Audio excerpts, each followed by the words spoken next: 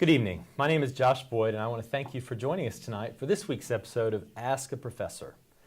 Tonight I'll be your host, and we have three new guests. First, we have Rob Mukherjee.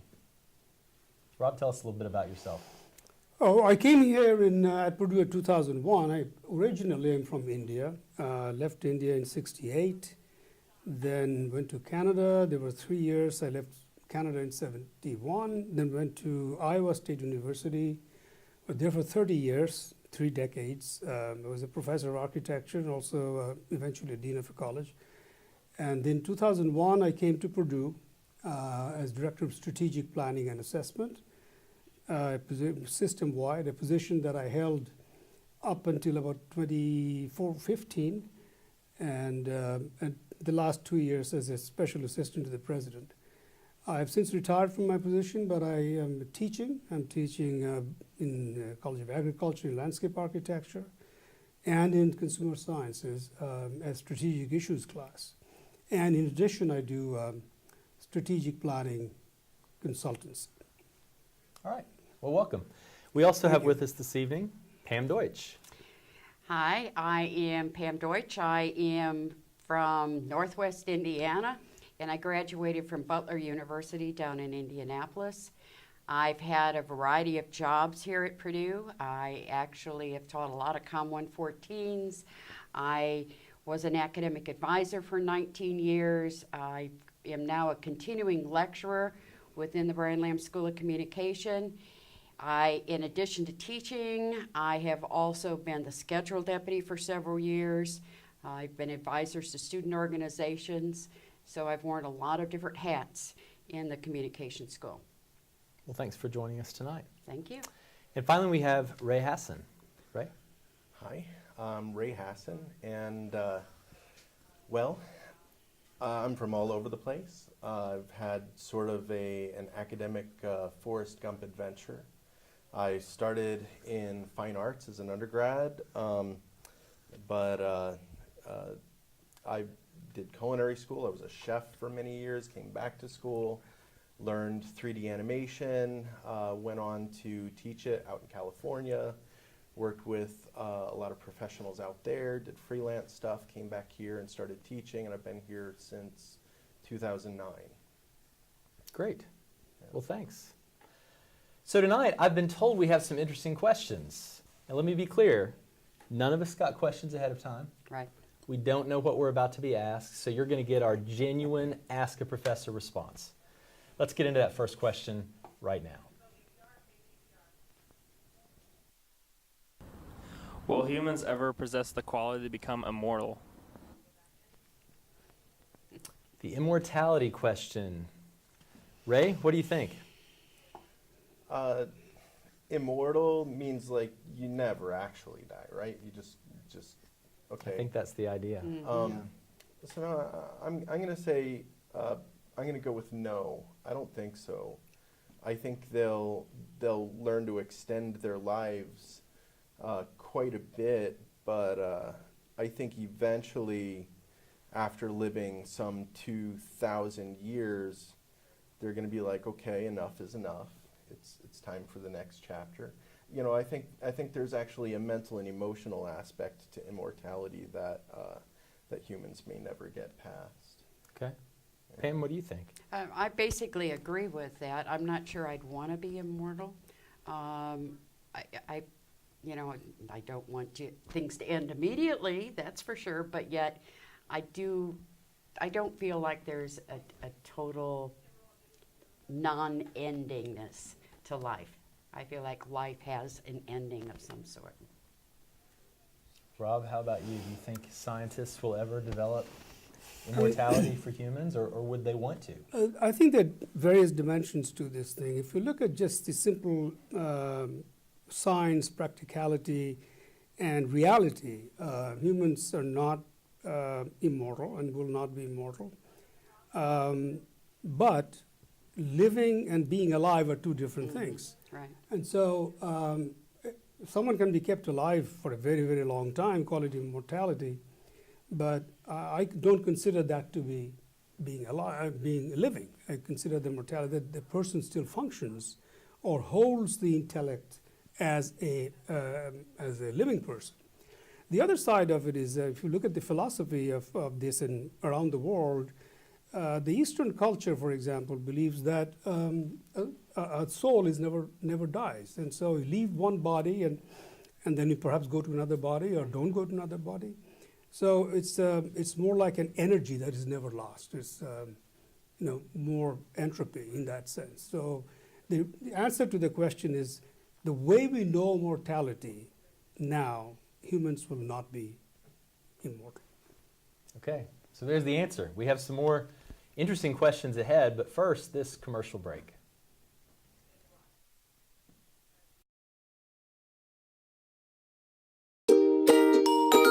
Purdue Extension Health and Human Sciences provides education to people of all ages in Indiana's 92 counties. The community is our classroom, where we bring university information to the local level and help people strengthen families, spend smart, eat right, and to live well. Tell me how HHS can help you. Tell me how HHS can help you. Tell me how HHS can help you.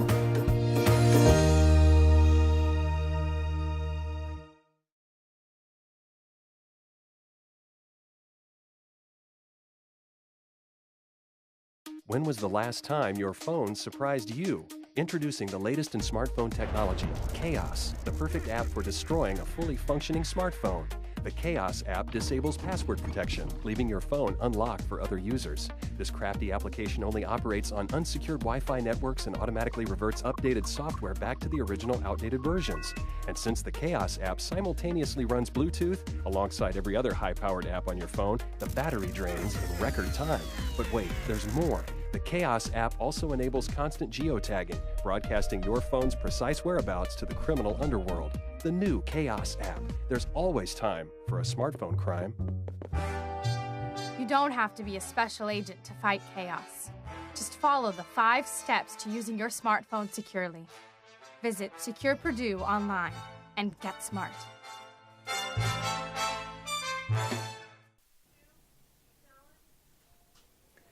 Welcome back. I was thinking about that question. There's some interesting science fiction treatments of this, and they kind of capitalize on this, what really counts as immortality? Could we preserve consciousness somehow and move on? But let's see what the next question holds for us.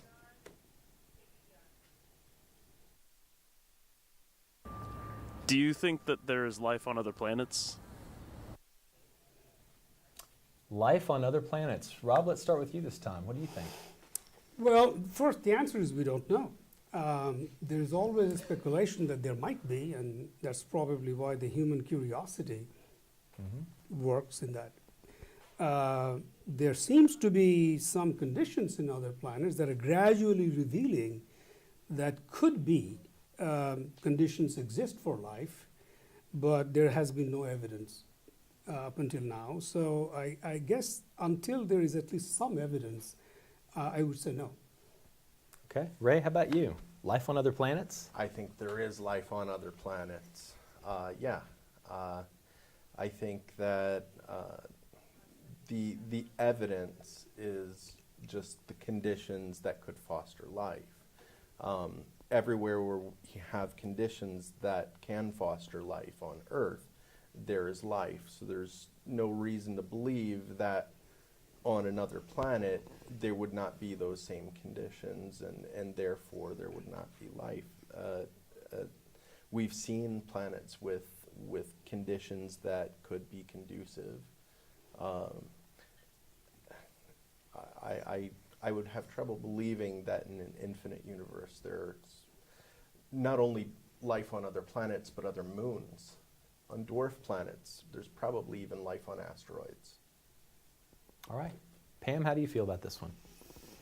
I'm going to say 2 things. Number one, I think it's sort of, how do you define what is life? What is life to us may not be, it may actually be life. So you're saying maybe carbon-based life forms, Yes, not necessarily, but yes, other right, things. not other humans walking around. The other thing is I think about when we went to some of the Mayan ruins and some of the ancient drawings and everything that are made, and how they were able to create calendars and crops and have buildings that are exactly in line with sunrises and sunsets, and then you look at their drawings and they have these alien-looking creatures that many of the cultures, not just the Mayans, but have sort of the skull-like feature like the Indiana Jones crystal skull in their drawings. And so, it really made me wonder if there wasn't some other outside force that came in and helped that civilization really get off and running. May I add to that? Sure. I think your point is well taken. When I say no, I think I'm I thought thinking the answer about. was, I don't know. I thought that was First, your I answer. don't. I said I don't know. Okay. I said most likely, probably not. Mm-hmm. Now, and so if you look at life on another planet, I think we need to look at how we define life, like the way you said. If life is defined the way we live, then it's highly unlikely, probably. Nothing is impossible. It may be improbable, but nothing is impossible. But there are these evidences that you talk about, this the frescoes or rock-cut figures that say that they're alien-like beings of some kind. So there is a lot of hypothesis and conjecture, and I think time will tell whether there's whether any of those will begin to solidify. I like this question because I think there aren't that, we've solved a lot of mysteries, and there are a lot fewer things now that we really have no clue about than 50 years ago or 100 years ago, and this is certainly one of the big ones that's left, so we got to pool our collective ignorance on that one, but thanks for that question. Yeah, Yep. one good thing, though, is that there's always going to be unknown. The more we know, we know that there are more unknowns. And Right. so I think it will go on. Absolutely. When I was growing up, I thought Pluto was a planet. Look what I know. Yeah, there could be life on Pluto, and that still wouldn't answer our question. It wouldn't. Right. It wouldn't. That's right, because the question was specifically about planets. Well, we'll get back to our final questions after this message.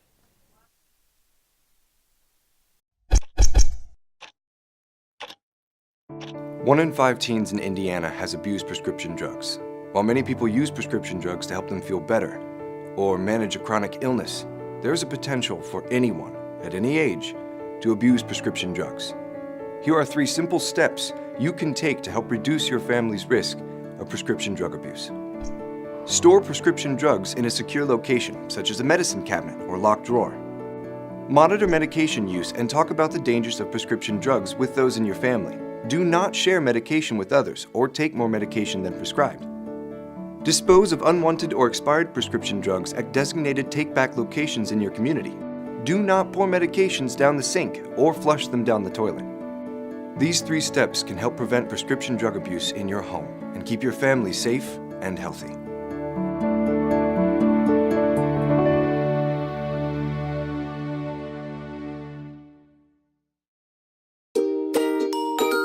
Purdue Extension Health and Human Sciences Provides education To people of all ages, in Indiana's 92 counties. the community is our classroom. where we bring university information to the local level And help people strengthen families. Spend smart, eat right, and live well. Tell me Tell me how Tell me how HHS how HHS can help you. Tell me how HHS can help you.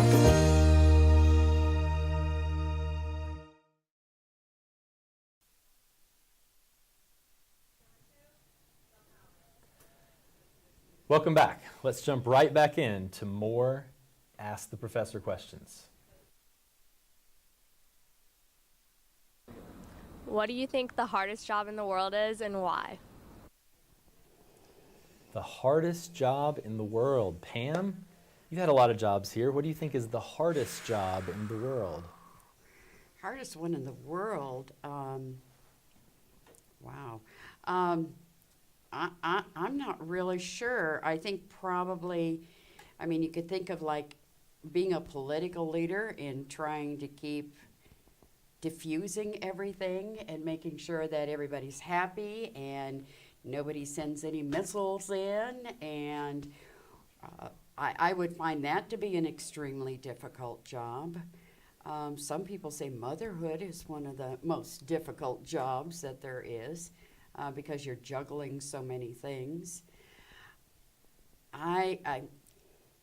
For me, I think it's just juggling and keeping a lot of balls in the air and trying not to drop anything is the hardest job that I've had to experience, and multitasking and not forgetting things.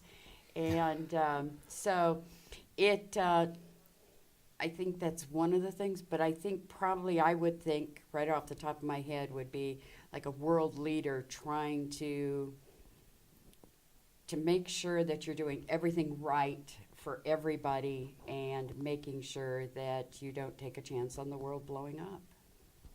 Ray, what do you think? Hardest job in the world? I think she's just about covered everything. So yeah, you took the motherhood one. I could have scored points with my wife. Okay, all right. Well, you can borrow it. Let's see. Yeah, that's a good one. I mean, now I'm thinking like, all right, maybe like dirty jobs. Are we allowed to say prostitute? Are we allowed to say that? I imagine that would be an awful job.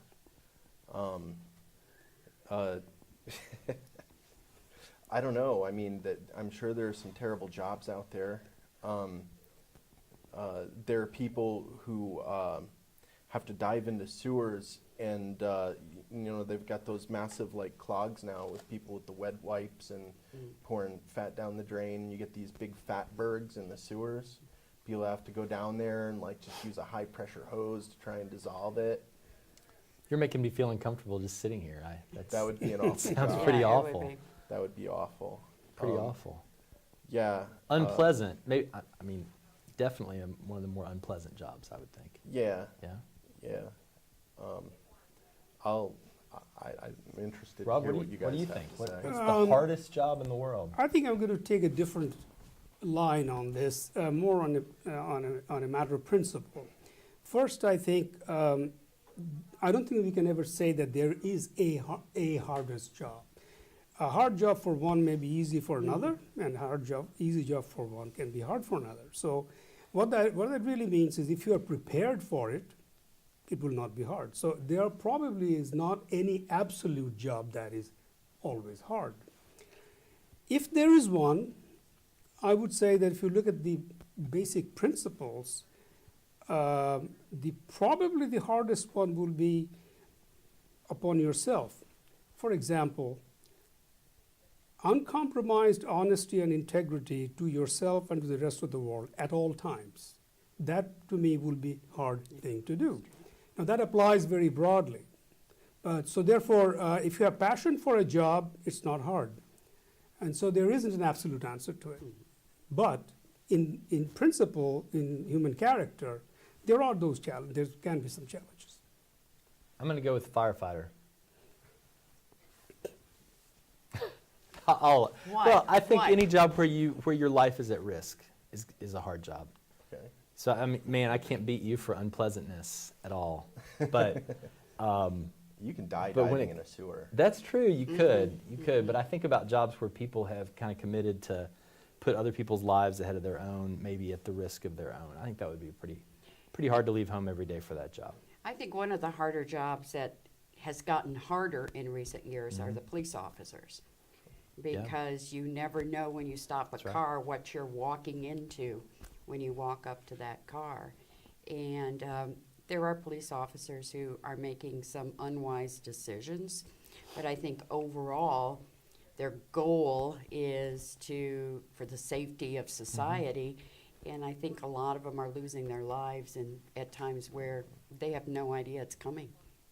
My wife has always said that if she had to play a sport to go to college, that she would just be uneducated today, that she just can't imagine having that kind of pressure. And I respect our student athletes just because they have that. I mean, that kind of performance is linked to classes. I think that's tough. And I mean, even the people that make tens of millions of dollars, they also get hated and,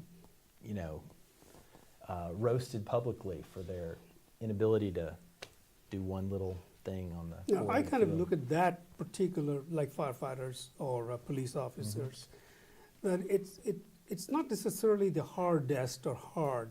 If you have the passion for it, if you have the level of commitment that under any circumstances you are always ready to help somebody else, then you will do it. You will not think twice about it. That's true. That's true.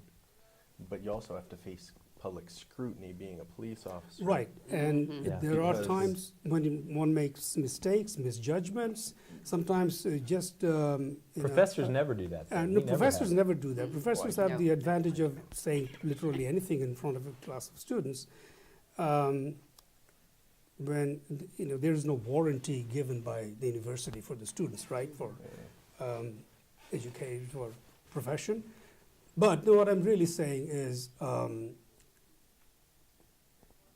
the commitment and the passion tempers that question. I mean, it's like, is it really hard?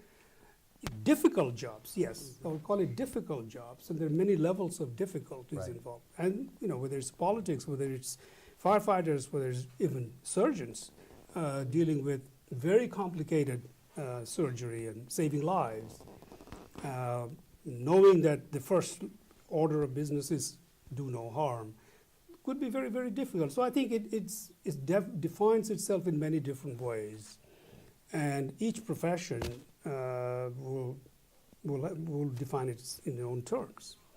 But in general, I think to be able to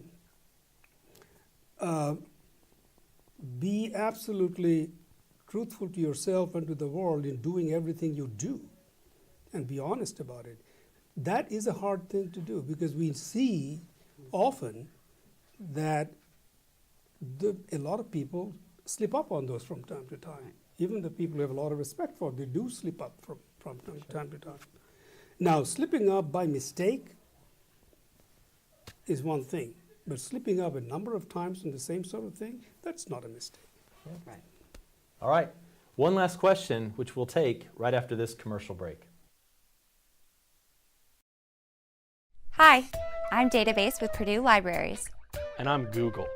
Hey Google, did you hear Brian has a report that's due tomorrow? Oh, I did hear that, and I already helped him out. Yeah? Did you get any good results? I had 3,211,064 results in 0.8 seconds. Impressive. Was he able to use any of those results, much less go past the first page? He pretty much stuck to my top 5 results, number 1 being Wikipedia. Why are Wikipedia and Yahoo Answers always your top results? Probably because they're the best. Right. Did you know I can give you access to hundreds of credible journals and articles available only to Purdue students?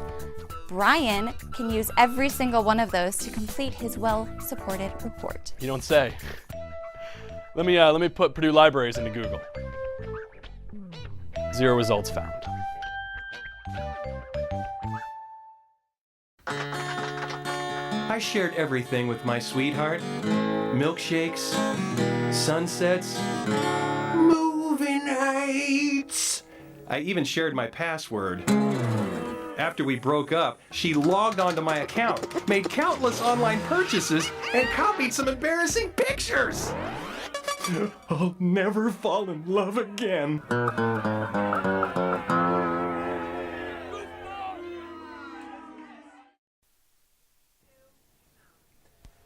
Welcome back. Time for that final question. Let's see what it is.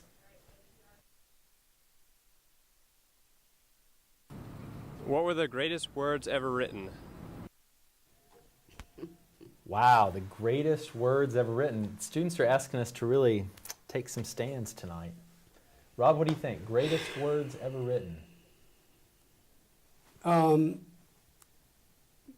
There is something written, interestingly, in CIA, and it says, "Truth shall set you free."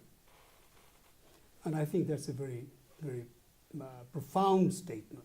Greatest or not, but very profound. Truth shall set you free. Ray, what do you think? Greatest words ever written? Knowledge is power. I don't know. Might makes right. No. I I'm struggling with this. Influential words, no question. Pam, do you have? Mm-mm. You don't have any Nothing. words. You know, there are examples even on this campus, a different way. I mean, there is a pillar between the Union and the Stewart Center, on which there is a quote from Socrates. And that basically says that all, let me see if I can phrase it correctly. Knowledge, no, that's not the way it's said. Let me see. In other words, basically saying that lack of knowledge is the root of every evil. And knowledge makes this society grow. I'm not really actually, I'm paraphrasing it. And there's a Socrates' quote, by basically saying the value of knowledge. And so the explanations or expansions of that, I think, is true throughout everything we do at the university. You know, that CIA quote is actually from John 8 in the Bible. You shall know the truth, and the truth shall set you free. Is right. Those are good words. I like that. And I think of words from different faith traditions and religions. Yeah. I mean, a lot of people have It's followed coming. words like that. I just thought of the example. Yeah. The only good is knowledge, and only evil is the lack of it. Okay. Nobody's going to say, hail, hail to old Purdue, all hail to our old golden black. Nobody? No. No. Greatest words? No. No. What makes Those the are word also powerful? enshrined on campus. Yeah, there are right? many. Actually, I've seen several other quotes like that on campus. They're you don't see them all the time, but they're inscribed on stone. And I sometimes go around and try to read what they are and pick up a few that I use from time to time. Do you all have any quotes, any great quotes on a plaque in your offices or on your walls, anything like that? Have you collected any of these great words yourself? I've had many.